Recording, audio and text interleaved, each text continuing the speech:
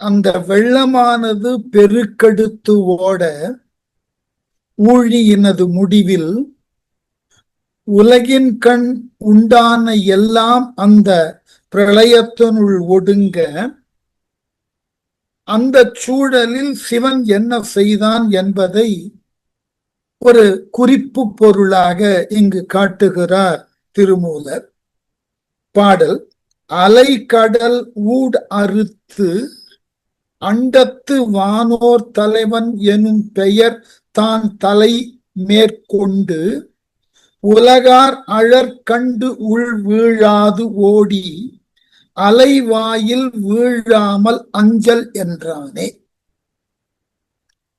அலைகடல் ஊடறுத்து, அந்த ஊழி பெரு வெள்ளத்தில், பிரளய கால வெள்ளத்தில் சிவன் கடலை ஊடறுத்து என்றால் கடலினது உள்ளான பகுதிக்கு சென்று, அதாவது கடலினுடைய அடிப்பகுதி வரை சென்று நின்று, ஊடறுத்தல் என்றால் அதன் உள்ளாக சென்று நிற்றல், ஊடறுத்தல் என்றால் ஒன்றினை ஆழங்கால் படக்கூடிய அளவிலே அறுத்து செலுத்துதல். அவ்வாறு சென்று அண்டத்து, இந்த ஊடறுத்துன்ற சொல்ல முன்னும் பின்னுமா கொண்டு போய்க்கணும். அண்டத்துன்னு வானத்தையும் ஊடாக அறுத்து கொண்டு மேல் நோக்கி சென்றான். ஆகவே சிவன் பிரளய காலத்துல ஒளி வடிவாக கடலின் ஆழ்பகுதிக்கும் சென்று அவன் பாதங்களை யார் ஒருவரும் காணாதவாறும், அண்டமாகிய வானத்தை ஊடறுத்து அவனது திருமுடியை மற்ற எவரும் காணாதவாறும் வானோர் தலைவன், அப்படிப்பட்டவனாக நின்ற சிவனே எல்லோருக்கும் தலைவன். வானோர் என்றால் தேவர்கள். இது அருத்தாப்பத்தியினால் பூமியில் உள்ள மானுடர் ஏனைய பிற உயிர்களுக்கும்னு பொருந்து. வானவர்களுக்கே அவன் தலைவன்னா எஞ்சி இருக்கக்கூடிய மானுடர்களுக்கும் ஏனைய பிற உயிர்களுக்கும் அவனே தலைவன் எனும் பெயர் என்பதாகிய ஒரு தகுதியை கொண்டு தான் தலை மேற்கொண்டு, எல்லோருக்கும் தலைவனாம் தன்மையினை தான் கொண்டு உலகார் அழற்கண்டு, அப்படி அவன் நின்ற பொழுது இந்த உலகம் அந்த அழலினது வேகத்தை, நெருப்பினது வேகத்தை கண்டு உள் விழாது, அந்த நெருப்பினுள் இந்த உலகம் எரிந்து போகாதவாறு அத்தகைய பெருநெருப்பாக அவன் காட்சி கொடுத்தான்.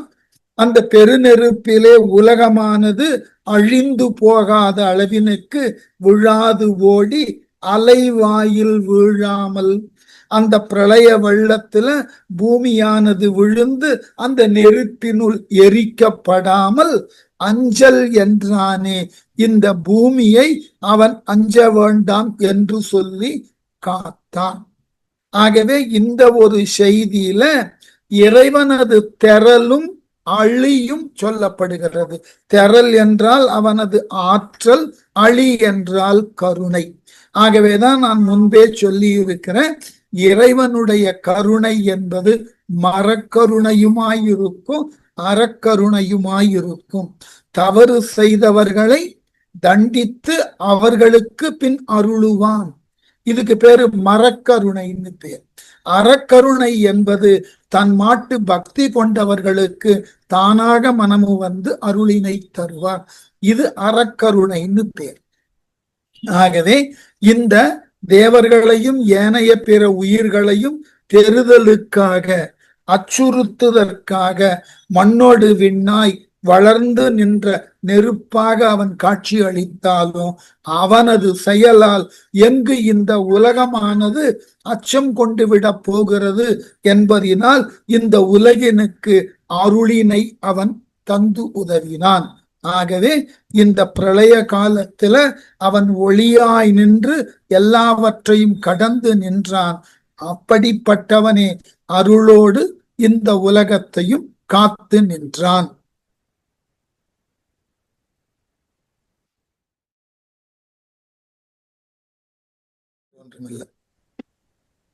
பிரளய காலம்ன்ற பகுதியில பார்த்து கொண்டிருக்கிறோம். அதுல மூன்றாவது பாட்டு. இந்த பிரளய காலத்தை பற்றி மீண்டும் ஒரு இடத்துல இங்க நினைவுபடுத்த வேண்டிய தேவை. அதாவது அறிவியலோடு கொஞ்சம் ஆன்மயியலையும் சேர்த்து பார்க்க வேண்டிய தேவை சூழல்.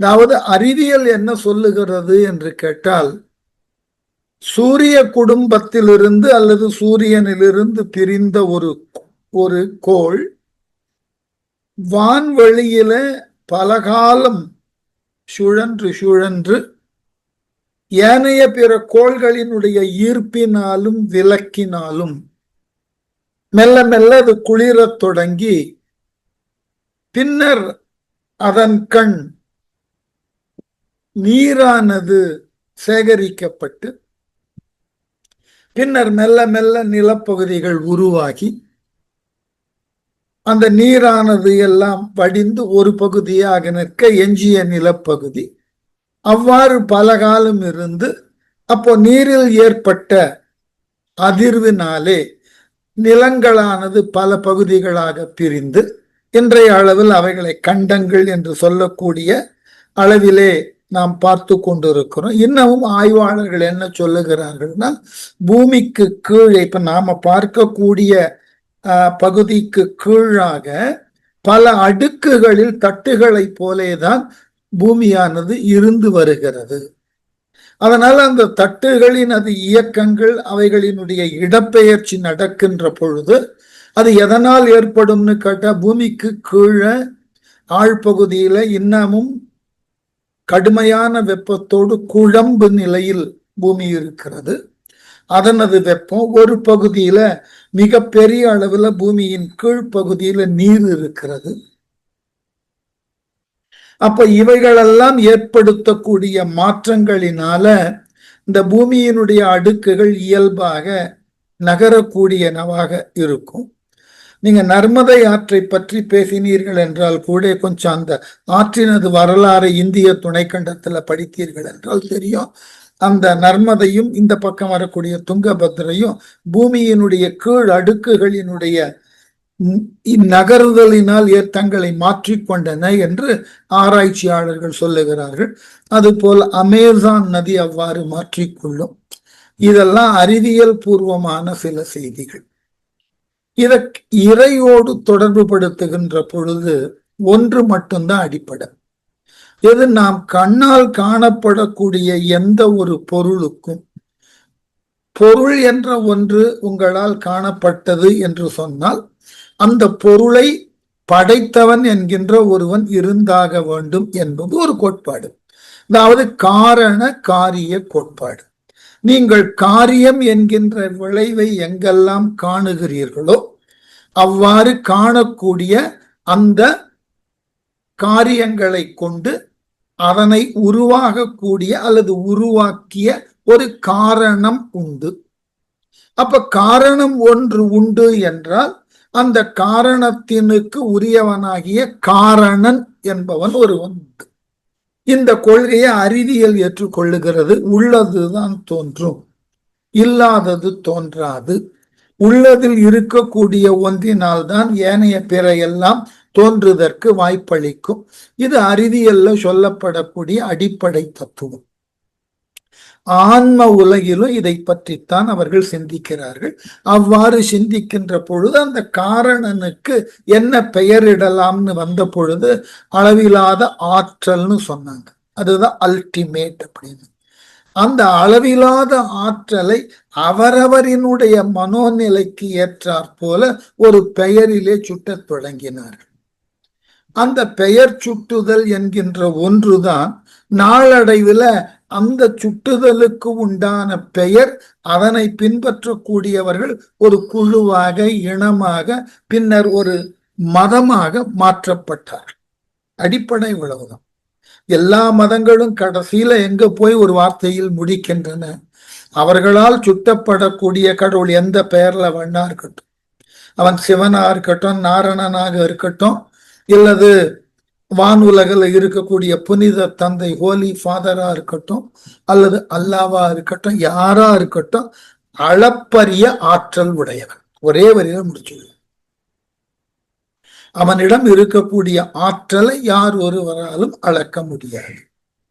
சிலர் அவனுக்கு உருவம் கொடுத்து பழகினார்கள், பலர் உருவங்கள் கொடுக்காமல் இன்னமும் வழிபட்டு கொண்டிருக்கிறார்கள். என அளவிடற்கு அதிகமான ஆற்றல் உடையவனது உருவத்தை நாம் அளவீடு செய்ய முடியும் என்றால் அவன் எப்படி நம்மை காட்டிலும் ஆற்றல் உடையவன் ஆவான்? எல்லாருக்கும் இந்த ஒரு கேள்வி வந்து விடுகிறது. ஆகவேதான் மற்றைய மதங்கள் என்ன சொல்லுகின்றன, உருவம் கொடுக்க கூடாது. அவனுக்கு உருவம் கொடுப்பதாக இருந்தால் அவன் ஆற்றலை நாம் மதிப்பீடு செய்தவர்களாகி விடுகிறோம். நாம் மதிப்பீடு செய்தால் அவனுக்கும் நமக்கும் எங்க வேறுபாடு? ஆகவே அவனை மதிப்பீடு செய்ய முடியாது, அவன் ஆற்றலை அளக்க முடியாது, ஆகவே அவனது உருவத்தை அளக்க முடியாது. சமணம் ஒரு படி மேல போய் சொல்லியது, நம்மை காட்டிலும் பன்மடங்கு ஆற்றல் உடையவன், அந்த ஆற்றலுக்கு ஏற்றாற் போல் அவனது ஆன்மா பெரியது, அந்த ஆன்மாவினுக்கு ஏற்றாற் போல் அவனது உருவம் பெரியது. பெரிது பெரிது ஆன்மா பெரிது. இப்ப அதனுக்கு இணையாக உருவமும் பெரியது. ஆகவே சமண தத்துவத்துல ஒவ்வொரு தீர்த்தங்கரரும் மிகப்பெரிய உயரத்தோடு இருப்பார்கள். இதே கோட்பாடுதான் புத்த மதத்துக்கும் வந்தது. ஆனால் நம்மகிட்ட அந்த எல்லாவற்றினுக்கும் அவன் பெரியவன் சொல்லக்கூடிய பொழுது என்ன ஆகிறது? ஒளி வடிவுல இறைவன் மண்ணோடு விண்ணாய் நின்றான், முடிஞ்சு போச்சு. இந்த பெரியவன் என்றதை நீங்கள் சுட்ட வேண்டும். இறைவன் எல்லாவற்றினை காட்டிலும், எல்லா மக்களை காட்டிலும், உலகிலே உங்களால் காணப்படக்கூடிய அல்லது நம்மால் காணப்படக்கூடிய எல்லா பொருள்களை காட்டிலும் அவன் பெரியவன் காட்டணும். அவ்வளவு. அவ்வாறு அவனை பெரியவன் காட்டணும்னா ஒரே வழி, அவன் ஆரம்பம் முடிவு இல்லாதவன், ஆதி அந்தம் இல்லாதவன். அதனால அடியவர்கள் என்ன பாடினார்கள்? ஆதி அந்தம் இல்ல அருட்பெருஞ்சோதி.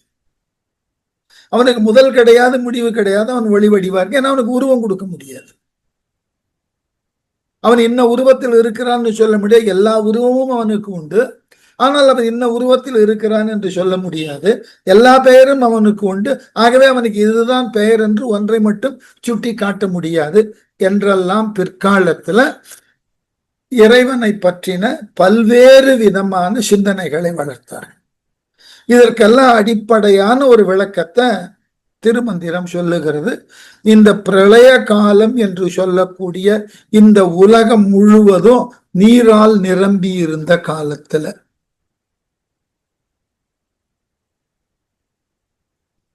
நீரால் நிரம்பி இருந்த இந்த காலத்துல இந்த உலகம் எவ்வாறு தன்னை உயிர்ப்பித்து கொண்டது என்று பார்க்க வேண்டிய சூழல் ஏற்பட்டது. அதை சொல்றதற்கு தான் ஒரு நிமிடம்.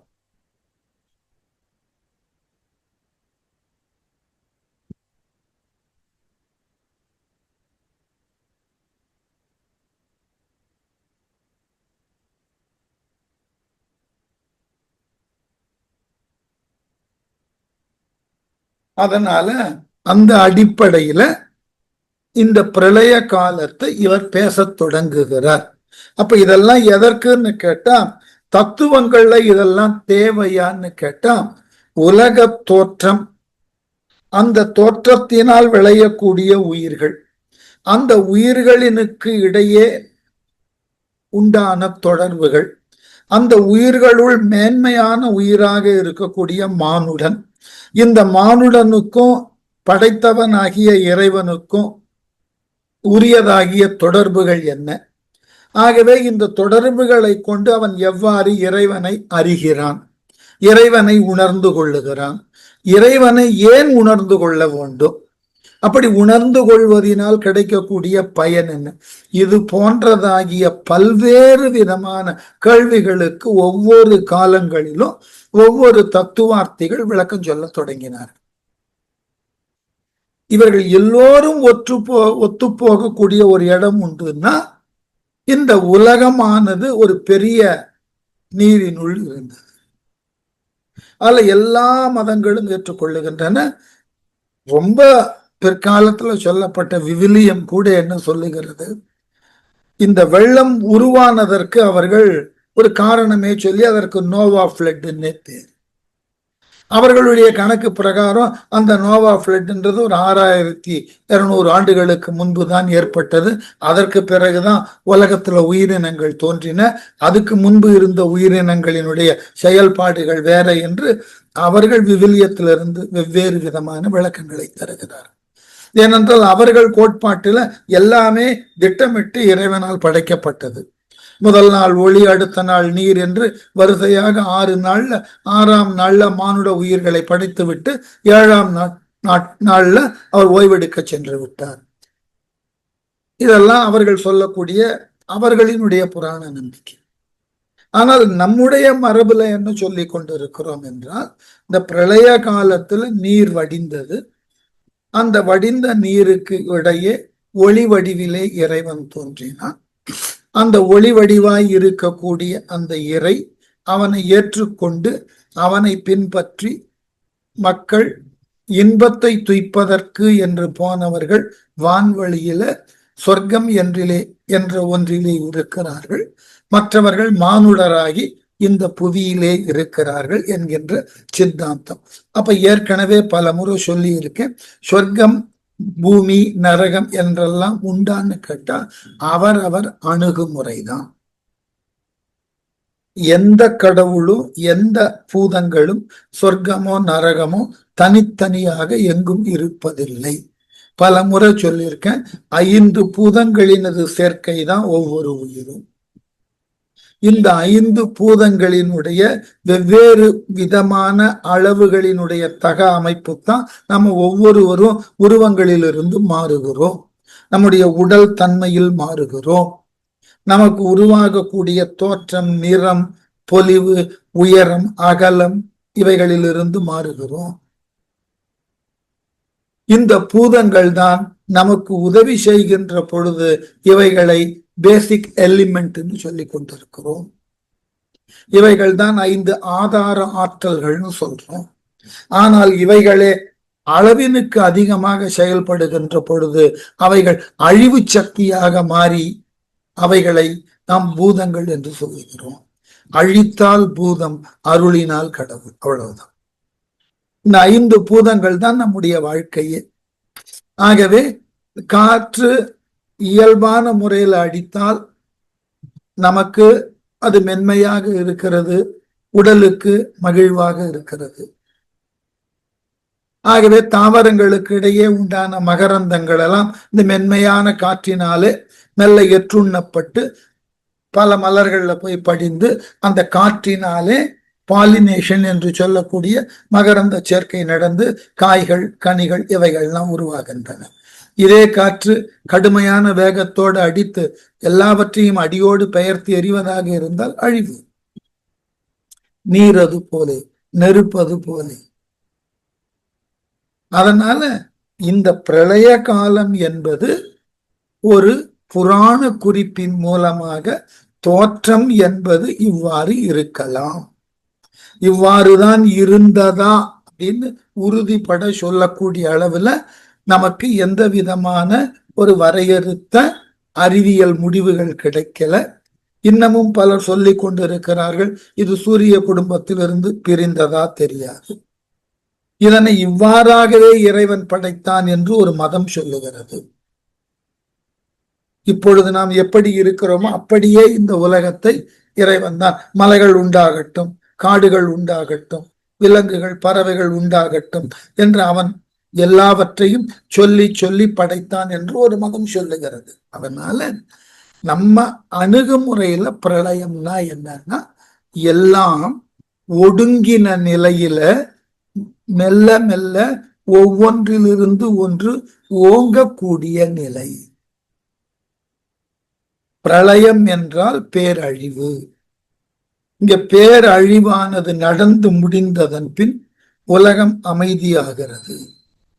அந்த அமைதியிலிருந்து மெல்ல மெல்ல உயிர்கள் ஓங்குகின்றன. அவ்வாறு இந்த உயிர்கள் எவ்வாறு ஓங்கின என்பதை அடுத்த பாட்டுல சொல்றார். தன்கடல் விட்ட அமரரும் தேவரும் எண்கடல் சூழெம்பிரான் என்று இறைஞ்சினர். விண்கடல் செய்தவர் மேலெழுந்து அப்புறம் கண்கடல் செய்யும் கருத்தறியாரே. அதாவது இந்த கடலையெல்லாம் பொங்கி நீரானது நிலத்தை நிறைத்தது போல இந்த நிலத்தின் மேல் பரப்புல இருக்கக்கூடிய மலைகளையும் சேர்த்து மூழ்கடிக்கக்கூடிய அளவுல நீரானது பெருகி எங்கும் நீர்ப்பரப்பாக மாறியதாம் பிரளய காலத்துல. அப்படி உருவான நீர் தன் கடல், குளிர்ச்சி பொருந்தின கடல் விட்டது, மெல்ல மெல்ல வடியத் தொடங்கியது. விட்டது என்றால் மெல்ல அந்த நீரானது உலகை சூழ்ந்து மூடிய நிலையில் இருந்து மெல்ல மெல்ல வடியத் தொடங்கியது. அந்த நேரத்துல தேவர்கள், அமரரும் தேவரும், அமரர்னு சொன்னா தேவர்னு சொன்னா ரெண்டும் ஒருவர் தானேன்னா, தேவர்கள் அமரர்கள்னா இந்த தேவர்களை போலே வானவெளியில இருக்கக்கூடிய மற்றைய இனத்தவராகிய கிம்புருடர், கிண்ணரர், வித்யாதரர் போன்றவர். இவர்களெல்லாம் என் கடல் சூழையம் பிரான் என்று இறைஞ்சினர். தேவர்களெல்லாம் எல்லா கடலும் தன்னை சூழ்ந்து நிற்க தான் அழலாக நிற்பதற்கு உரியவனாகி காட்சி கொடுத்தான். என் கடல் சூழ எம்பிரான் என்று இறைஞ்சினர். கடலால் சூழப்பட்ட இந்த உலகிலே எவ்வாறு இருப்பது என்று தேவர்களும் அமரர்களும் இறைவனை பணிந்து கேட்க, விண்கடல் செய்து அவர் மேலெழுந்து வானவெளியிலே உண்டான நீர்ப்பரப்பானது மெல்ல மெல்ல வற்ற அந்த வானவெளிக்கு தேவர்கள் சென்றார்களா, மேலெழுந்து அப்புறம் கண்கடல் செய்யும் கருத்தறியாதே. அவ்வாறு தங்களுக்கு உரியவனாகிய அந்த இறைவன் ஒளி வடிவில் நின்று வானவெளியிலே உண்டான நீர்ப்பெருக்கையும் புவியில் உண்டான நீர்ப்பெருக்கையும் வடியச் செய்ய, அவனது வேண்டுகோளினாலே அவ்வாறு நடக்க, அவனை வழிபட்ட தேவர்களும் அமரர்களும் பூமியில் இருந்த மானுடர்களும் என்னாயிற்று, இறைவனை வழிபட மறந்து போனார்கள். இந்த உலக வாழ்க்கையிலும் வானுலக வாழ்க்கையிலும் அமரர்களும் பூமியில மக்களும் வாழ்க்கையினை மகிழ்வோடு வாழ்ந்து திளைக்கின்றார்களே ஒழிய, தங்களுக்கு இப்படிப்பட்டதாகியதோர் இடத்தை கொடுத்து அதன் கண் எல்லாவிதமான வளங்களையும் கொடுத்து நாம் துய்ப்பதற்கு உரிய வாய்ப்பையும் கொடுத்து நம்மை மகிழ்ச்சிக்கு உட்படுத்தி கொண்டிருக்கிறானே, அந்த இறைவனை எண்ணுதற்கு இருவரும் மறந்து போனார். பூமியில் இருக்கிற மாந்தர்கள் மட்டுமல்ல, வானுலகத்தில் இருக்கிற தேவர்களும் நமக்கு உரியனவற்றை, நாங்க வேடிக்கையாக ஒன்று சொல்லுவோம், இதுல எத்தனை பேர் இதையெல்லாம் கேட்டுக்கொண்டு இருக்கிறார்கள்னு எனக்கு தெரியாது. அதாவது என்னை போன்று கல்லூரியில பணியாற்றி ஓய்வு பெற்ற ஆசிரியர்கள் யாரேனும் இப்ப இந்த நான் சொல்லக்கூடிய மேற்கோளை அவர்கள் எந்த அடிப்படையிலே ஏற்று சுவைப்பார்கள்னு தெரியாது. நான் கல்லூரியில சேர்ந்த புதிதுல ஒவ்வொரு கல்லூரியிலையும் இந்த பல்கலைக்கழக ஆசிரிய சங்கம் இருந்தது. அது ஏயுடின்னு பேர், ஆல் யூனிவர்சிட்டி டீச்சர்ஸ் அசோசியேஷன். ஒவ்வொரு கல்லூரிக்கும் அங்க இருக்கிற ஆசிரிய பெருமக்கள்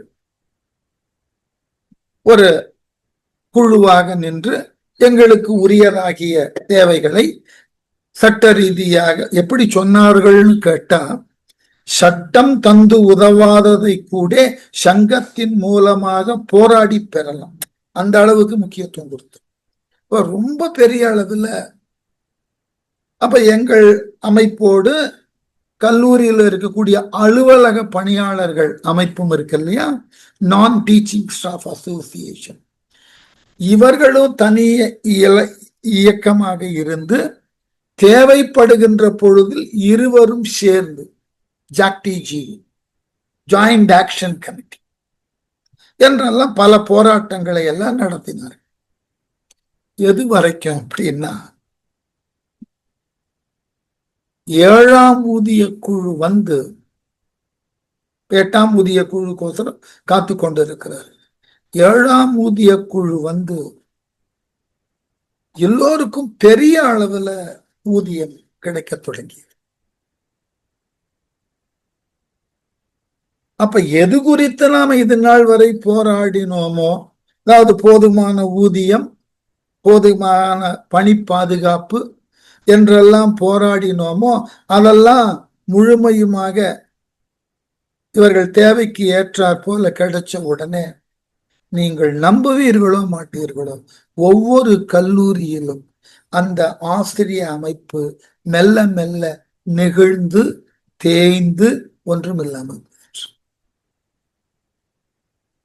அப்போ நம்முடைய தேவைகள் என்ற ஒன்று இருக்கின்ற வரைக்கும் நம்ம போராட வேண்டிய நிர்பந்தத்தில் இருக்கோம். இன்றைக்கு நாம இறைவனை எப்படி வழிபடுகிறோம்? நம்முடைய தேவை ஏதாகிலும், அல்லது நமக்கு ஏதாகிலும் ஒரு எதிர்பார்ப்பு, அல்லது நாம் பெற்றிருக்கக்கூடிய ஏதாகிலும் ஒரு மிகப்பெரிய துன்பம், இதிலிருந்து விடுபட இவைகளை முன்னிறுத்தித்தான் நம்ம இறைவனையே வழிபடுறோம். நான் ஏற்கனவே வகுப்புல பல முறை சொல்லியிருக்கேன். இப்படி வழிபடுவதற்கு பதிலாக, இதுவரை எனக்கு நீ இவ்வளவு கொடுத்து இருக்கிறாயே, இந்த உலக வாழ்க்கையில நான் இவைகளை எல்லாம் பெற்றிருக்கிறேனே, போதுமான வருமானத்தை கொடுத்திருக்கிறாய், நல்ல விதமான கல்வியை கொடுத்திருக்கிறாய், நல்ல பதவியை கொடுத்திருக்கிறாய், நல்ல குடும்பத்தை கொடுத்திருக்கிறாய் என்றெல்லாம் சொல்லி அவனோடு நாம நன்றி பாராட்டுகிறோமான்னு பாராட்டுறது.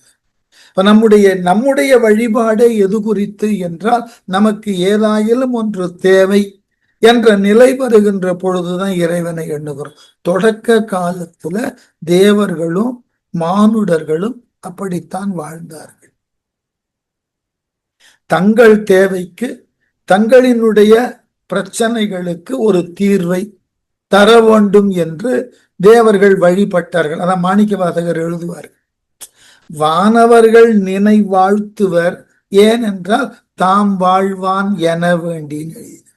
திருச்சதகத்துல தேவர்கள் ஏன் உன்னை தொழுகிறார்கள்னா, இப்ப மனித உலகத்துல நாம் அது இறைவனை வணங்குகிறோம்னா, நம்ம மனித வாழ்க்கையில நமக்கு நிறைய இடர்பாடுகள் இருக்கு, தேவைகள் இருக்கு, எதிர்பார்ப்புகள் இருக்கு. ஆகவே இறைவன் மூலமாக அதை பெறுவதற்கு முயலுகிறோம், வழிபாடு செய்கிறோம்.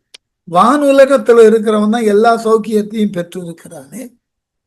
தேவர்கள் அவன் சொர்க்கத்துல தானே இருக்கான், அவனுக்கு எப்பொழுது எவ்வனத்தோடு இருக்கான், அமிர்தத்தை உண்ணுகிறான், இப்படி எல்லாம் இருக்கே. இப்ப அவன் எதுக்கு கடவுளை வாழ்த்துறோம் அப்படின்னு கேட்டா, ஒரே வார்த்தையில சொன்னாரு மாணிக்கவாசகர், அவன் இப்ப பெற்றிருக்கக்கூடிய வாழ்க்கை விட்டு போயிடக்கூடாதுன்னு அவன் கடவுள்கிட்ட வேண்டுகிறான். வானவர்கள் நினை வாழ்த்துவர், ஏன் என்றால் தான் வாழ்வான் என வேண்டி. நாங்கள் இப்பொழுது பெற்றிருக்கக்கூடிய வாழ்க்கை எங்கும் குறைவுபட்டு விடக்கூடாது, எந்த விதத்திலும் அந்த வாழ்க்கைக்கு ஒரு ஊறு விளைந்து விடக்கூடாது. ஆகவே இறைவனே, இது போன்றதாகிய வாழ்க்கை என்றென்றும் எங்களுக்கு இருக்க வேண்டும். மானுடன் தனக்கு எது வேண்டும்ன்ற தேவைக்கு இறைவனை வாழ்த்துகிறோம். தேவர்கள் தாங்கள் பெற்ற வாழ்க்கை தங்களை விட்டு சென்று விடக்கூடாதுன்னு வாழ்த்துகிறார். இப்ப ரெண்டுமே தன்னலம் தான். இதனை தொடக்கத்துல கொடுத்து உதவின இறைவனை நாளடைவுல நம்முடைய அன்றாட வாழ்வியல் முறையில அவனை வழிபட மறந்து போனோம். நிச்சயமா மறந்து போனோம். இப்ப நாமெல்லாம் கோவிலுக்கு சென்று வழிபாடு செய்வதோ, நம்ம வீடுகள் எல்லாம் வழிபாடு செய்வதோ, என்னை பொறுத்த மட்டில் அவைகள் எல்லாம் வழிபாடே அல்ல. எல்லாம் வழிபாடே அல்ல. அதெல்லாம் நாம என்ன நினைத்து கொண்டு இருக்கிறோம், இதையெல்லாம் இவ்வாறு செய்வதற்கு முறை என்று முன்னோர்கள் சொன்னார்கள். ஆகவே சொல்லியதை நம்ம அப்படியே தொடர்ந்து செய்து வருகிறோம். நமக்கு அதுல முழுமையான ஈடுபாடு இருக்கு. பன்மையில கூட ஒரு உபன்யாச கர்த்தா ஒரு விளக்கத்தை சொன்ன மாதிரி, குழந்தைகள் எல்லாம், குறிப்பா பெண் குழந்தைகள் எல்லாம் நெத்தியில திலகம் இட்டு கொள்ள மாட்டேன் என்கிறது ஏன் இட்டு கொள்ள வேண்டும் என்று கேட்கின்ற பொழுது, நாம் அவர்களுக்கெல்லாம் விளக்கம் சொல்லி கொண்டிருந்தால் ஏற்பதாக இல்லை. பட்டென்று 2 வைத்து, இப்படித்தான் என் அம்மா எனக்கு நெற்றியில் திலகம் இட்டு கொள்ள சொன்னால் நான் இட்டுக்கொண்டேன், இது என்ன கேள்வி கேட்கிறாய், 2 வைக்கணும் அப்படி இல்லை. நமக்கு அதற்கு உண்டான ஒரு போதிய பொறுமையும் அதற்கு உண்டான விளக்கத்தையும் சொல்லுவதற்கு நமக்கு நேரம் இல்லை. ஏன்னா நாம அந்த விளக்கத்தை தேடி படிக்கல அல்லது தேடி பெற முயலல. அவ்வளவு முதல் விஷயம், நாம மேற்கொள்ளக்கூடிய ஒவ்வொரு செயலுக்கும் ரெண்டு காரணம். ஒன்று அடிப்படை காரணம், இரண்டாவது அழகியல் காரணம். இந்த ரெண்டு காரணம். பொட்டு வைப்பது எதனால? முகத்துக்கு ஒரு பொலிவு, அவ்வளவுதான் விஷயம். இது அழகியல். ஆரம்ப காலத்துல எதனை கொண்டு பொட்டு வைத்தார்கள்னா, வீடுகள்ல இயல்பா இருக்கக்கூடிய மஞ்சள், இவைகளை கொண்டு தயாரிக்கப்பட்ட ஒரு பொருள். அப்ப மஞ்சள் எதற்குன்னா, இன்றைக்கு உலகமே வியக்கிறது, அதனை போன்றதாகிய கிருமி நாசினி உலகத்துல எதுவுமே கிடையாது. அமெரிக்கா அதற்கு உரிமையை கோரி வைத்திருக்கிறான், பேட்டன் ரைட். தினமும் மஞ்சளை உட்கொள்ளுதல் என்பது நம்முடைய உடலின் கண் தோன்றக்கூடிய, உள்ளே தோன்றக்கூடிய பல புண்களை, ஏன் புற்றுநோய் போன்று இருக்கக்கூடிய கொடிய நோய்களினது தன்மையை மாற்றுகிறது. அப்ப நாம தொன்று தொட்டு மஞ்சள் என்கின்ற ஒன்றை உணவுல சேர்த்தே வருகிறோம். மஞ்சள் கலக்காத உணவே நமக்கு கிடையாது. இது ஆங்கிலேயன் சொல்லி நமக்கு தெரிய வேண்டிய அவசியம் இல்லை. அவனுடைய நாட்டு சூழலுக்கு இதெல்லாம் ரொம்ப பிற்காலத்துலதான் அவன் கண்டுபிடிச்சான். ஆக நமக்கு அது இல்லை என்றால், அதாவது ஒப்பனை பொருளா பயன்படுத்துறோம். பல்வேறு விதமான கிருமிகளுக்கு அதை மருந்தாக பயன்படுத்துகிறோம். வீட்டு வாயில் படிகள்லயே மஞ்சள் பூசுகிறோம்.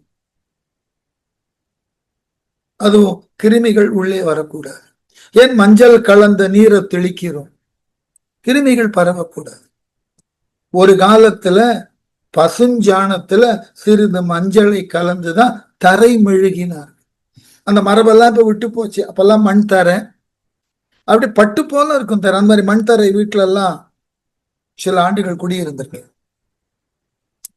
இந்த பசுஞ்சாணி, இந்த கல்லு மண்ணெல்லாம் நீக்கி பசுஞ்சாணத்துல சிறிது மஞ்சள் துளையும் போட்டு அது தண்ணியில அழகாக ஒரு பேஸ்ட்ரி மாதிரி கலக்கி அழகாக மெழுகுவார். அத இந்த ஈரப்பசையோடு இருக்கிற வரைக்கும் அதனுடைய அந்த சாணத்தின் வெறுப்பு மனம் இருக்கும். மெல்ல அது உலர உலர முற்றிலும் அடங்கி, அப்படிப்பட்ட தரையில அமருதல், படுத்தல் ரொம்ப நல்லது என்று அதெல்லாம் அன்றைக்கு இருந்த வாழ்க்கை முறை. அப்போ இவைகளுக்கு எல்லாம் ஒரு பின் பகுதியில் ஒரு விளக்கம் இருக்கு. அதை நாம தெளிவா தெரிந்து சொல்லணும். நம்ம முன்னோர்கள் எல்லாம் எதனையும் இடுகுறியாக வைத்ததே கிடையாது. எல்லாவற்றினுக்கும் ஒரு வலுவான காரணத்தை உருவாக்கி அதன் அடிப்படையில தான் செய்வார். இது அவர்களுக்கு உண்டான மரபு. அதனால நாம இறைவனை ஏன் வழிபடணும் அப்படின்னா, நாம் பெற்றது எவை எவை தெரியும். நம்முடைய தேவைகளுக்கு இன்னமும் பலவற்றை பெற வேண்டி உள்ளது. இதனை பெறுதற்காகத்தான் வழிபாடா? இல்லை. முதல்ல பெற்றவைகளுக்கு நன்றி கூறி வழிபாடு செய்தால் மற்றையது தானாக இறைவனால் கிடைக்கும். அததான் இங்க பண்ணார். விண்கடல் செய்தவர் மேலெழுந்தது அப்புறம், வானவெளிக்கு போனதுக்கு பிறகு தேவர்கள் கண்கடல் செய்யும் கருத்தறியாதே கண்ணீரால் கருணையோடு இறைவனுக்கு நன்றி செலுத்தி அந்த கண்ணீரை கொண்டு ஒரு கடலினை உருவாக்க தவறினார்கள். நன்றி பாராட்ட தவறினார்கள். நம்மை படைத்தவன் நமக்கு அருளின அருளின் வெளிப்பாட்டை நாம பெற்று துய்க்கிறோம். ஆனால் அவனை நன்றி பாராட்ட தவறுகிறோம். இன்றைக்கு பல இடங்கள்ல, பல வீடுகள்ல அன்றாடம் இறை வழிபாடு என்கின்ற ஒன்றே விட்டு போயிற்று. இப்ப நான்லாம் இளம் பிராயத்துல இருக்கும்போது எனக்கு சொல்லி தரப்பட்டது, காலையில எழுந்தாய், பல் தேய்ச்ச, காப்பி குடிக்க வர்றதுக்கு முன்னாடி நெற்றியில விபூதி இருக்கும். பல் தேய்த்து முகம் கழுவி வந்த உடனே நேரா ஒரு அனிச்சை செயல் மாதிரி அந்த இறை உருவங்கள் வைத்திருக்கிற இடத்துக்கு போகும். அங்க விபூதி டப்பா இருக்கும், எடுத்து இட்டுக்கொண்டு, அது வந்தாதான் காஃபி எல்லாம் கிடையாது, அப்படி வந்தாதான். இத ஒரு அன்றாட செயலாக பழகினார். நாளடைவில் அதுல எல்லாருக்கும் ஈடுபாடு போச்சு. நாம நம்மை படைத்தவனை, நமக்கு உண்டான வாழ்க்கையை தந்தவனை, நாம இந்த உலகிலே துய்க்கக்கூடிய எல்லாவற்றினுக்கும் உண்டான ஏற்பாடுகளை செய்தவனை தினம் தினம் நினைக்கணும், தினம் தினம் தொழணும். அதுல மாற்று கருத்தே கிடையாது. அதை மறத்தல் என்பது மிக மிக தவறான ஒன்று. அதை நினைவுபடுத்து. நாம அன்றாடம் வாழக்கூடிய வாழ்க்கைக்கு நமக்கு பெரிய துணையாக இருக்கக்கூடிய இறைவனை நாம் அனுதினமும் வாழ்த்தணும், வணங்கணும். அதை செய்ய மறந்துட்டா அவைகளினால் பயன் இல்லை.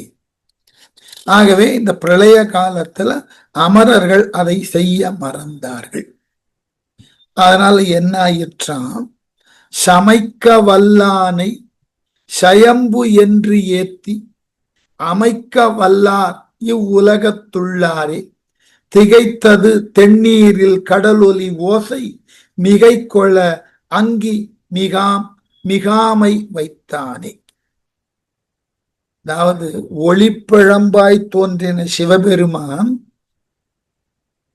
தேவர்களும் தேவர்களோடு இருந்த பிரம்மன், நாரணன் இவர்களினுடைய மயக்கத்தை எல்லாம் நீக்கிய பின் என்னாயிற்று, எல்லையில்லாமல் பெருகி கொண்டிருந்த பிரளய வெள்ளத்தை குறையச் செய்து பின்பு கடல் என்கின்ற ஒன்றை உருவாக்கி அந்த கடலிலே அலைகள் என்பன எல்லாம் கட்டுப்பாட்டுடன் செயல்படக்கூடிய அளவினுக்கு வடிவமைத்து அவை ஒவ்வொன்றும் நிற்கக்கூடிய ஆற்றலை அவைகளுக்கு கொடுத்து, கொஞ்சம் யோசிச்சு பாருங்க. பூமி சுழன்று கொண்டே இருக்கு. கடல் நீர் சிந்துவதாக இருந்தால் ஆகாய வெளியில என்ன ஆகும்? அப்படியே திட்டு திட்டா ஒவ்வொரு நீர் திவலைகள் இருந்து கொண்டிருக்கும். எப்படி நடந்தது தெரியாது. இன்னைக்கு நமக்கு இதெல்லாம் ஒரு பெரிய ஆச்சரியம். கடல் பூமியினுடைய மேற்பரப்புல தான் கடல் இருக்கு. பூமி சுழலுகிறது. பூமியின் மேல் பரப்புல தான் மலைகள் இருக்கின்றன. பூமி சுழலுகிறது. எந்த மலையும் நொறுங்கி விழுவதில்லை. எந்த கடல் நீரும் பொங்கி பிரவாகம் எடுத்து வான்வெளியில விழல. உள்ளே கடல்ல பெரிய அலை எழுந்தாலும் கடலுக்குள்ளேயே விழுகிறது. அல்ல நிலப்பகுதிகளில் வந்து விழுகிறது. நிலப்பகுதியை விட்டு வெளியே போல, வான வெளியில போய் அந்த நீர் திவலைகள் படல. இது என்ன விதமான இயக்கம் தெரியல நமக்கு. இந்த ஆராய்ச்சி தான் இன்னைக்கும் பல பேருக்கு ஒரு பெரிய அற்புத ஆராய்ச்சி. இது எப்படி நடப்பது சாத்தியம்? இதுல வேற அழகு என்னன்னா, பூமி 6 மாதத்திற்கு ஒரு முறை தன் பாதையை மாற்றிக்கொண்டு சுழலுகிறது. வடக்கு திசைக்கும் தெற்கு திசைக்கும் மாறி மாறி. உத்தராயணம் தட்சிணாயனம் தானே முடிஞ்சது. தட்சிணாயன புண்ணிய காலம் ஆடி மாதம் 1 தேதி மாறிக்கொள்ளுகிறது. அந்த மாறும்போது எந்த குழப்பமும் ஏற்படுறதில்லை. இந்த மாற்றம் எல்லாம் எப்படி உருவாகிறது தெரியல. இவ்வாறு மாறுகின்ற பொழுது பூமி எப்படி தன்னை நிலைப்படுத்திக் கொள்ளுகிறது தெரியல. ஆகவேதான் சமைக்க வல்லானை சயம்பு என்று ஏத்தி இப்படிப்பட்ட உலகத்தினை உருவாக்கி அதன் கண் பிரளயங்களை அடக்கி நிலங்களை எல்லாம் வெளியே தெரிய செய்து கடல் அலைகளை எல்லாம் கட்டுப்பாட்டினுள் கொண்டு வந்து அந்த கடல்கள் தங்கள் எல்லையை தாண்டாதவாறு செய்து இப்படிப்பட்ட சமைக்க வல்லான், இப்படியாக உலகத்தை உருவாக்குவதற்கு உரிய ஆற்றலை பெற்றவன். இன்னைக்கு இது மாதிரி நம்மால உருவாக்க முடியாது. இது போன்றதாகிய ஒன்றை நம்மால் உருவாக்க முடியாது. இந்த பூமியில நமக்கு எத்தனை உயிரினம் தெரியும்? அத்தனை உயிரினத்தையும் நம்ம பார்த்துட்டோமா? இல்ல. இந்த உலகத்துல இருக்கக்கூடிய மொத்த உயிரினங்களின் வகைமைகள் எடுத்துக்கொண்டீர்கள் என்றால் அதுல ரொம்ப அதிகமா ஒரு 100 பார்த்திருக்கலாம். இன்னமும் கொஞ்சம் அந்த துறையையே பாடமாக எடுத்து படிக்கிறவர்கள் பல 100, 1000ன்னு பார்த்திருக்கிறோம். இன்னமும் அவர்கள் பார்த்து அறியாதன பல உயிர்கள் இருக்கு, தெரியாது. ஆனால் இவைகள் அனைத்தையும் படைத்தவன் இறைவன். இவ்வாறு படைக்கப்பட்ட உயிரினங்களினால் ஒன்றை ஒன்று சார்ந்து ஒன்றினுக்கு ஒன்று உதவியாய் இருந்து வருகிறது என்கின்ற அந்த இடைத்தொடர்பையும் உருவாக்கினவன் இறைவன். நமக்கு தான் தெரிகிறது. நம்முடைய அன்றாட வாழ்க்கைக்கு மானுடர்களினுடைய கண்டறியதில் அல்லது மானுடர்களினுடைய செயல் மட்டும் நம்ம வாழ்க்கையை தீர்மானிக்கல. மனிதன் மனிதனுக்காக உதவக்கூடிய செயல்கள் நம்முடைய வாழ்நாள்ல 1 விழுக்காடு இருந்தாலே அதிகம். மீதி 99 விழுக்காடு இந்த மானுடனுக்கு உதவக்கூடிய அளவுல இயற்கையில பல்வேறு விதமான நிகழ்வுகள் நடந்த வண்ணம் இருக்கின்றன. காய்கள், கனிகள், கிழங்குகள் அவை உருவாக்கி கொண்டே இருக்கின்றன. கண்ணுக்கு தெரியாத பல நுண்ணுயிரிகள் இந்த நிலத்தை பக்குவப்படுத்தி கொண்டே போகிறது. பல இடங்கள்ல பல நுண்ணுயிரிகள். இந்த நுண்ணுயிரிகள் எல்லாம் படைச்சது யாரா? அப்போ இறைவனால் படைக்கப்பட்டன எல்லாம் ஏதாயிலும் ஒன்று பிரிதொன்றினுக்கு உதவக்கூடிய அளவுல ஒன்றை ஒன்று சார்ந்து இருக்கக்கூடிய நிலையில இறைவன் உருவாக்கி இருக்க. அதுதான் உண்மை. இப்ப நம்ம மனித வாழ்க்கையில யாருடைய உதவியும் இல்லாமல் நான் தனித்து நின்று என்னால செயல்பட முடியும்னு சொல்லிட்டு இருந்து பாருங்கள், ஒரு நொடி உங்களால் இருக்க முடியும். உங்களுக்கு புறநிலை தேவைகளை எல்லாம் மற்றைய செயல்பாடுகளின் மூலமாகத்தான் நீங்கள் பெறுகிறீர்கள். அகநிலையின் மூலமாக தேடுதல் கூட உங்கள் அக உறுப்புகளினுடைய செயல்பாடும் அதனோடு தொடர்புடைய செயல், சிந்தனை இவைகளால் தான் அறியப்படுகிறது. ஆகவே நீங்கள் தனிப்பட்ட முறையில நீங்க இண்டிபெண்டா இருக்க முடியாது, சான்ஸே கிடையாது. மனிதன் என்பவன் டிபெண்டா தான் இருக்க முடியும். மறந்து சொல்லிடக்கூடாது, நானே பார்த்துக்கிறேன், நான் இண்டிபெண்டா இருந்துக்க முடியும். இல்ல, பிற மனிதர்கள் அல்லது உன்னால் ஏற்றுக்கொள்ளப்பட இயலாத சில மனிதர்கள் இல்லாமல் நீ செயல்படலாம், மறுக்கல. அவர்களிடமிருந்து நீ விலகி நிற்கிறாய், அவ்வளவுதான். ஆனால் உலகிலே நீ வாழுவதற்கு உனக்கு கண்ணுக்கு தெரியாத பல நுண்ணுயிரிகள், கண்ணுக்கு தெரிந்த பல உயிரிகள் இந்த உலகிலே இருந்து கொண்டிருப்பதினால்தான், அவைகளினால்தான் விவசாயம் வளருகிறது. அதன் மூலமாக காய்கள், கனிகள், கிழங்குகள் கிடைக்கின்றன. அவைகளை முறையாக கொண்டு வந்து விற்பதற்கு ஒரு பெரிய கடை வீதி இருக்கிறது. அதுல பல பொருள்களை வாங்கி விற்கக்கூடிய நபர்கள் இருக்கிறார்கள். அந்த காய்கறிகளை உன் இல்லத்தினுக்கு கொண்டு வந்து சேர்க்க உன்னால் நியமிக்கப்பட்ட பணியாளன் இருக்கிறான். அதை பக்குவப்படுத்தி தர உனக்கு உரிய மனையாளோ அல்லது சமையலுக்கு ஒரு ஆளோ இருக்கிறார். இவர்கள் எல்லாருமே ஒருவரை ஒருவர் சார்ந்துதான் வாழ முடியும். இல்லை என்றால் உன்னுடைய ஒரு நாள் பொழுது உறங்கி எழுந்த அந்த நொடியிலிருந்து அன்று இரவு உறங்க போகின்ற நொடி வரை நீ உலகில் வாழுவதற்கு எத்துணை பேரினுடைய தயவினை கொண்டு வாழுகிறாய் பட்டியலிட்டாய் என்றால் இட முடியாது. அதனுடைய அளவு அவ்வளவு. அப்ப இவைகளையெல்லாம் நமக்கு ஆக்கி கொடுத்து இவைகளெல்லாம் இவனுக்கு உதவக்கூடியனவாய், இவைகளையெல்லாம் இவன் சார்ந்து வாழலாம் என்றெல்லாம் சொல்லப்படுவன அவைகளையெல்லாம் உருவாக்கினவன் இறைவன். அப்ப நான் அவன் அனுதினமும் வாழ்த்தனுமா வேண்டாமா? ஆகவே சமைக்க வல்லானை சயம்பு, சயம்புனா தான் தோன்றி, சுயம்பு அதான் சயம்பு. அவன் ஒருவன் தான் தோன்றி, அவன் ஒருவன் தானாக தோன்றி எல்லாவற்றையும் படைத்து எல்லாவற்றினையும் எல்லாவற்றினோடு தொடர்பு படுத்தி எல்லாம் ஒன்றை ஒன்று சார்ந்தும் எல்லாம் ஒன்றினுக்கு ஒன்று உதவியும் இருக்கக்கூடிய ஒரு வாழ்க்கை முறையை உருவாக்கி கொடுத்தவன் அவன். அதை நீங்க மாற்ற முடியாது. ஆகவே அமைக்க வல்லார் இவ்வுலகத்துள்ளார். ஆகவே இந்த ஆற்றல்களையெல்லாம் நெறிப்படுத்தி அவைகளுக்கு உட்பட்டு அவைகளை செயல்படுத்தி அந்த செயல்பாடுகளை காத்து ஆற்றலோடு அதை கொண்டு பயன்படுத்துவதற்கு வாய்ப்பளிக்கக்கூடிய வல்லவன். அப்படிப்பட்ட வல்லவனாகிய இறைவன் அவனை ஆக்குதற்கு யார் ஒருவனும் இல்லாமல் சுயம்புவாக நின்று அமைக்க வல்லார் இவ்வுலகத்துள்ளார். ஆகவே இந்த உலகத்துல இருக்கக்கூடியவர்கள் தாங்களாக எதனையும் செய்ய முடியாது.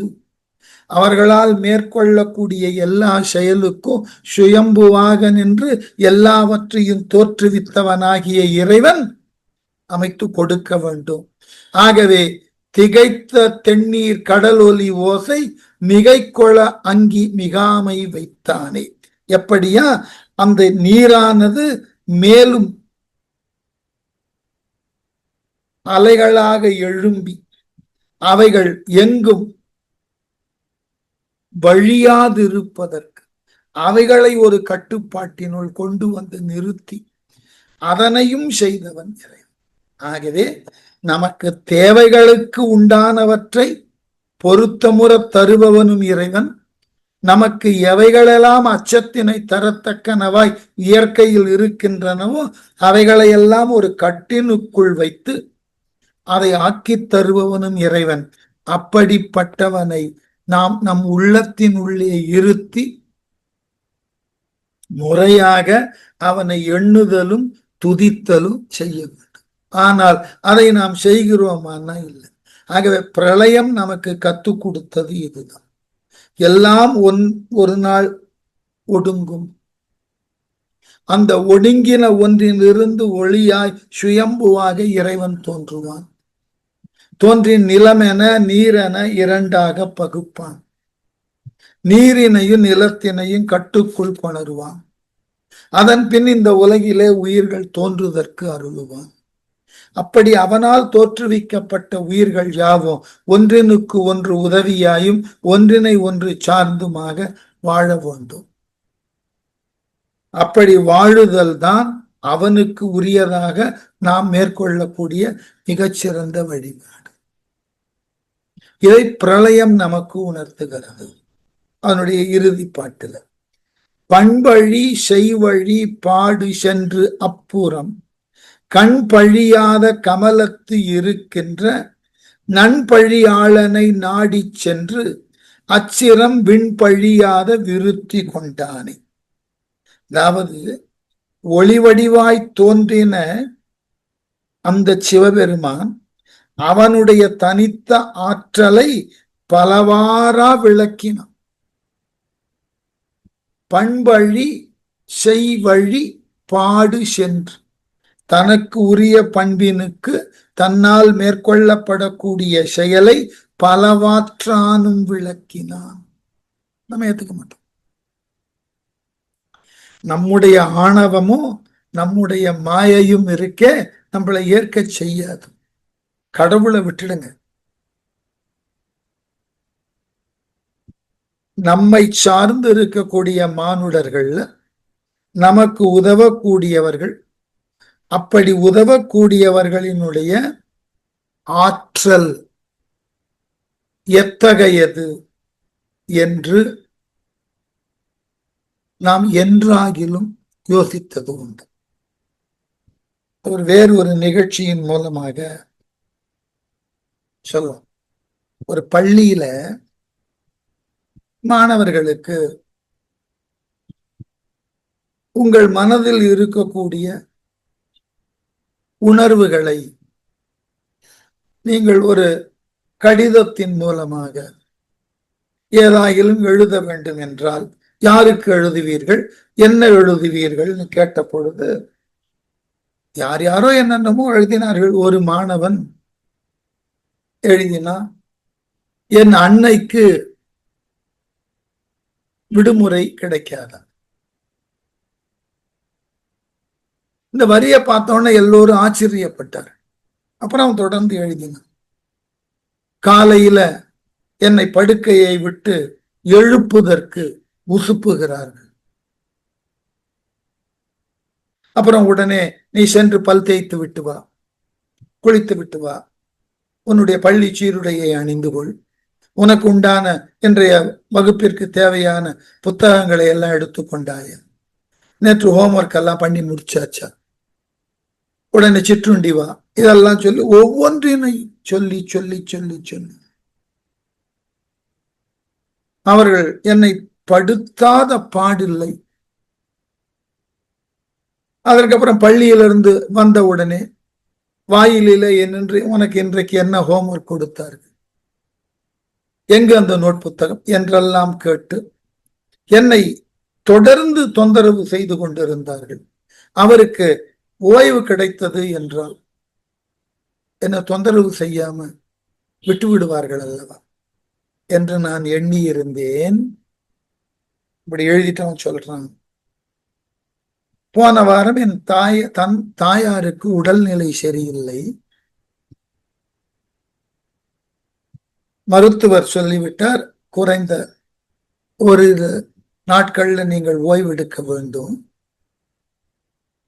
அப்பொழுது நான் மகிழ்ந்தேன், என்னுடைய தாய் என்னை தொந்தரவு பண்ண மாட்டாள் என்று. மறுநாள் எழுந்தவுடன் தான் தெரிந்தது, நான் காலையில் அருந்த வேண்டிய பானம் எனக்கு கொடுக்கப்படவில்லை. அது எப்படி தயார் செய்வது என்று என் தந்தையார் சமையல் அறையிலே தடுமாறி கொண்டிருந்தார். அதை தவிர்த்து விட்டு நான் குளிக்க சென்றேன். சென்று திரும்பியவுடன் தான் தெரிந்தது, நான் அன்றைக்கு போட்டுக்கொள்ளக்கூடிய சீருடை முறையாக அயர்ன் பண்ணப்படவில்லை.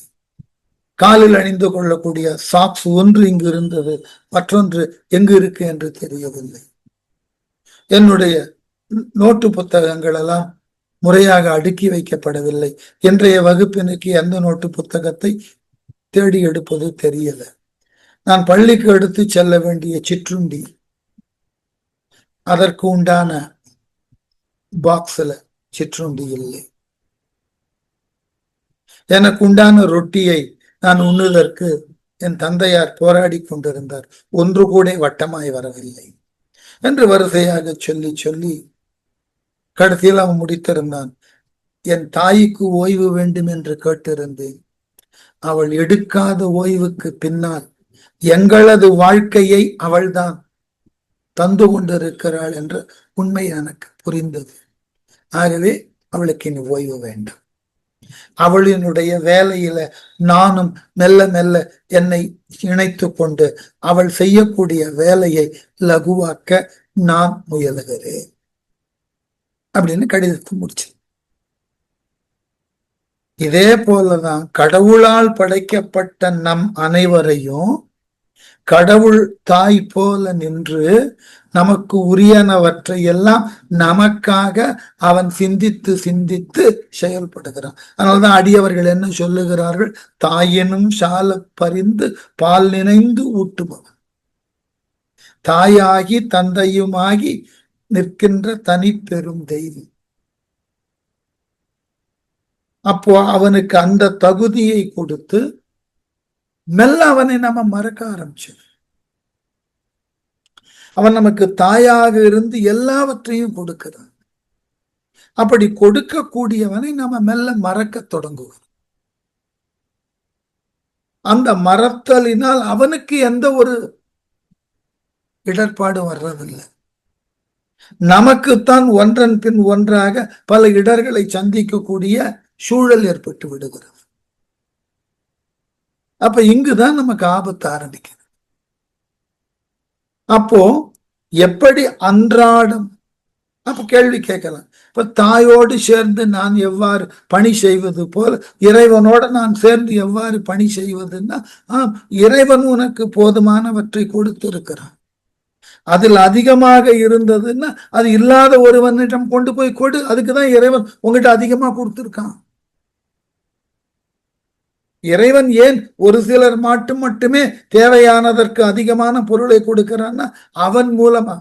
உங்களுக்கு சொன்னா தெரியாது, தமிழ் திரைப்பட உலகத்துல ஒரு பெரிய நடிகர், பேர்லாம் சொன்னா தெரியும், ஜெய்சங்கர்னு ஒருவர் இருந்தார். அவர் தன்னுடைய ஆண்டுதோறும் கொண்டாடக்கூடிய பிறந்த நாள் விழாவை எங்கேயாவது ஒரு முதியோர் இல்லத்துல, எங்காகிலும் ஒரு ஏதிலியார் இல்லத்துல, அனாதையர் இல்லத்துலதான் கொண்டாடுவார். அங்க போய் அன்று முழுவதும் அவர்களோடு இருந்து காலை சிற்றுண்டி மதிய உணவெல்லாம் கொடுத்து அவர்களோட கழிச்சிட்டு வரும். அந்த கைப்பணத்தை செலவு பண்ணி அவர்களுக்கு சிற்றுண்டி மதிய உணவெல்லாம் ஏற்பாடு பண்ணுவார். அந்த விழாவை அவருக்கு தெரிந்த யாரேனும் ஒரு பெரிய தொழிலதிபர் அல்லது சமூகத்துல மேல்மட்டத்தில் இருக்கிற ஒருவரை கூப்பிட்டு அவர் முன்னிலையில இதை நடத்துவார்.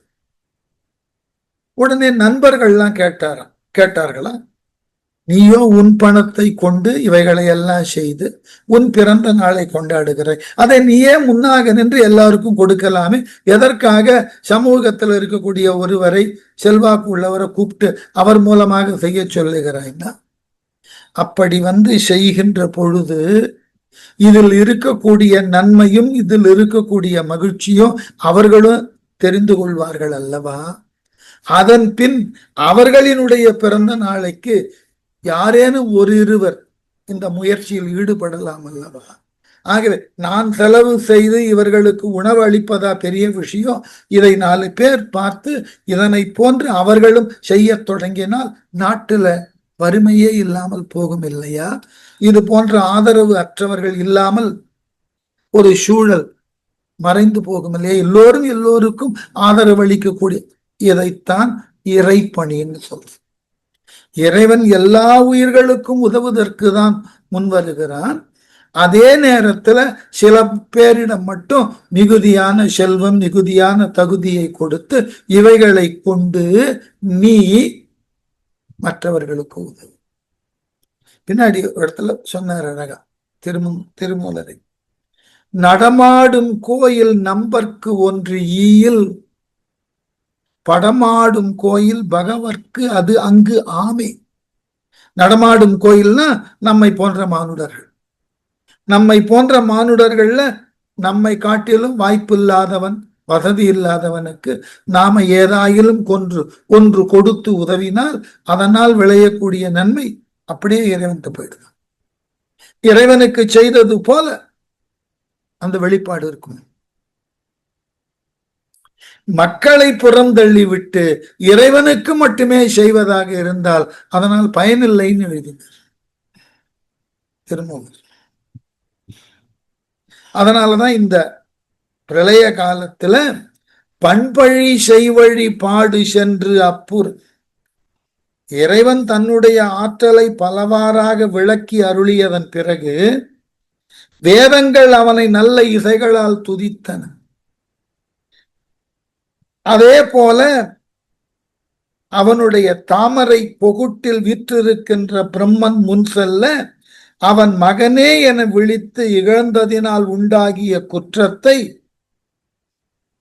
அவன் மேற்சென்று கிள்ளி கொண்ட அவனது 5 தலைகளில் தன்னை இகழ்ந்த நடுத்தலையில் ஏனைய தேவரும் அவனை போல தன்னை பழித்த குற்றத்திற்கு ஆளாகாதவாறு அவரிடத்தில் எல்லாம் பிச்சை ஏற்றலை மேற்கொண்டான். எப்படியா? தன்னால் படைக்கப்பட்டவன், இறைவனுடைய தத்துவம் எவ்வளவு நுணுக்கம்னு பாருங்க. தன்னால் படைக்கப்பட்டவன் பிரம்மன், அவனுக்கு ஆணவம் வந்தது, அந்த ஆணவத்தை போக்க அவன் தலையை கிள்ளினான். அவ்வாறு செய்தது தவறு, தான் செய்தது பிரம்மனை முறையாக திருத்துதற்காக தான் கொடுத்தது தண்டனை தவறு என்று அறிந்த இறைவன் அந்த தவறினை போக்க தானே எல்லா இடங்களிலும் சென்று பிச்சை எடுத்து அந்த தவறினுக்கு பிராயச்சித்தத்தை தேடிக்கொண்டார். அப்ப கடவுளே தவறு செய்த காலத்து அந்த தவறிலிருந்து தனக்கு உரியதாகிய ஒருத்தலையோ அல்லது உரியதாகிய பழியையோ நீக்க வேண்டும்னா அதற்கு உரிய வழி எதுன்னு யோசிக்கிறது. அவனால் படைக்கப்பட்ட நாம் நமக்கு ஏதாகிலும் சிக்கலோ பிரச்சனையோ வந்தா அதை தீர்ப்பதற்கு உரியதாகிய வழி ஏதுன்னு யோசிக்கிறது. எல்லாத்த விட மிகச்சிறந்த திருத்தம் எது தெரியுமா? ஒருவன் தனக்குள் தன்னை திருத்திக் கொள்ளுது. அடுத்தவர்கள் திருத்தறதெல்லாம் புறநிலை. தன்னுள் தோன்றின தவறை எவன் ஒருவன் தானாக முன்வந்து திருத்திக் கொள்ளுகிறான். செல்ஃப் கரெக்ஷன், செல்ஃப் ரியலைசேஷன், இந்த ரெண்டும் தான் எல்லா ஆன்மீகத்திற்கும் அடிப்படை. இறைவன் அந்த நிலையில இருக்கான். தான் எல்லாவற்றையும் படைத்தவன் தான். தன்னால் படைக்கப்பட்ட ஒன்று தவறு செய்தால் அதை தண்டிக்கக்கூடிய ஆற்றல் அவனுக்கு உண்டு. ஆனாலும் அந்த தண்டனையை தந்ததினால் தான் ஒரு தவறு செய்து விட்டதாக அந்த தவறினை போக்க வேண்டி தானே அதற்கு உண்டான ஒரு மாற்று வழியை பிராயச்சித்தத்தை தேடுகிறான் என்றால் இதுதான் பக்திமையினுடைய தொடர் நிகழ்வு. எல்லோரும் தவறு செய்வோம், இறைவன் உட்பட. அந்த தவறை தவறு என்று காலம் உணர்த்தி விட்டது என்றால் அதை உணர வேண்டும். அந்த தவறினை செய்ததற்காக வருந்த வேண்டும். தண்டனை உண்டு என்றால் பெற வேண்டும். அதனை போன்ற தவறை இனி செய்யாதிருப்பதற்குண்டான தெளிவு வேண்டும். இதை செய்து காட்டினான் இறைவன். அப்போ நம்முடைய சமயங்கள் எல்லாம் என்ன கற்றுத்தருகிறான்னாக்க, எல்லா சூழ்நிலையிலும் மனித வாழ்க்கையில் இடர்பாடு வரும். அந்த இடர்பாட்டினுடைய காரணமாக நம்மை அறியாமல் நாம் சில தவறுகளை செய்வோம். அந்த தவறுகளிலிருந்து நம்மை நாம் விடுவித்துக் கொள்ள, அந்த தவறுகளின் நம்மளவிலே சிந்தித்து செயல்பட நாம முன் வர வேண்டும். முதல்ல நாம செய்யக்கூடிய தவறை அட்மிட் பண்ண கத்துண்டாலே போதும்.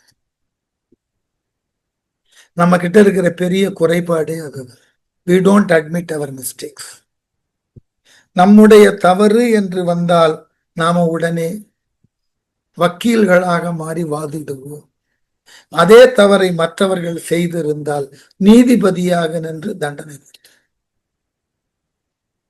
இது கடவுளே இல்லை, தான் தவறு செய்ததற்கு தான் இப்படிப்பட்ட நிலைக்கு உட்பட்டாக வேண்டும் என்று இறந்து நின்றான். அதே போல மானுடர்களாகிய நாம் நம்மை அறியாமல் தவறு செய்யலாம். அந்த தவறினுக்கு உரிய பிராயச்சித்தத்தை தேடுவதற்கு நாம முன் வர வேண்டும். இதெல்லாம் ஒரு காலத்துல இருந்தது. நாளடைவில் அவையெல்லாம் மெல்ல மெல்ல மறக்கடிக்கப்பட்டுவிட்டு இன்னைக்கும் கிராமங்கள்ல சில தவறுகள் என்று கண்டறியப்பட்டு செய்தவன் யார் என்று கேட்டால் அவன் தவறு செய்தான்னு நிரூபிக்கப்பட்டு விட்டதுன்னா தண்டனை அவனுக்கு வருத்தத்தை தரணும். அதனோடு மட்டுமில்லாமல் ஊருக்கு அவன் மூலமா ஒரு நன்மையும் நடக்கும். இப்படி தண்டனை கொடுத்தார். அப்போ உங்களுடைய தவறிலிருந்து நீங்கள் விடுபடுவது ஒன்று. அவ்வாறு அந்த தவறிலிருந்து விடுபடுகின்ற பொழுது நீங்களாக முன் சென்று ஒரு நல்ல காரியத்தை நீங்கள் வாழ்வூரினுக்கு செய்தல் என்பது மேலானது. ஆகவே இந்த ரெண்டையும் இறைவன் செய்து காட்டி, பிரம்மன் தலையை கிள்ளியதினால அவனுக்கு பிரம்மகத்தி தோஷம், அதனால் வருந்தினான். அதை போக்குதற்கு தானே பிக்ஷாடனாக நின்று பல இடங்களில் பிக்ஷை ஏற்று உண்டான். பிராயச்சித்தத்தை தேடிக்கார். தவறு எல்லோரும் செய்யும். ஆனால் செய் தவறினுக்கு நாம் ஒரு பிராயச்சித்தத்தை நாம மனமறிந்து செய்தற்கு முன் வர வேண்டும். அப்படி வருகின்ற பொழுது உலக உயிர்கள் எல்லாம் ஒன்றாக செயல்படும் தன்மை புரிய தொடங்கும் என்பதாக பிரளய கால வெள்ளத்தை முடித்து அடுத்தது நாரணன் பெற்ற சக்கர பேரை அடுத்த வகுப்பில் தொடங்கும்.